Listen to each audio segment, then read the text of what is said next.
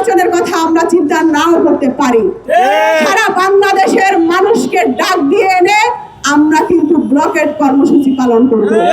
অনেক তালবাহানা করেছেন, অনেক হাঙ্কি পাঙ্কি করেছেন, এখন নিবন্ধনটা দিয়ে দেন। আমরা কিন্তু ঢাকা অচল করে দিব। আমরা কিন্তু ঢাকার একটা গলি গলিও বাদ রাখবো না। আমরা কিন্তু আপনাদের বাসা বাড়ির গ্যাসের লাইন কেটে দিব। আমরা কিন্তু আপনাদের বিদ্যুতের লাইন কেটে দিব। এটা শুধু হুমকি না, আম জনগণ পার্টির কাজে বিশ্বাসী। আমরা কিন্তু কাজ করে দেখাবো।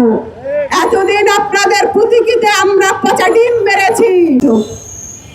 আর কিছু বলতে চাই না, স্পষ্টভাবে বলতে চাই, গতকাল সংবাদ সম্মেলনের মাধ্যমে আপনাদেরকে জানিয়েছি মোট 23টি জেলা আমরা নিবন্ধন পাওয়ার জন্য আবেদন করেছি। 23টি জেলা সারা বাংলাদেশে নির্বাচন কমিশনের অফিসের সামনে একযোগে মানববন্ধন আজকে করেছে। ঢাকা মহানগরের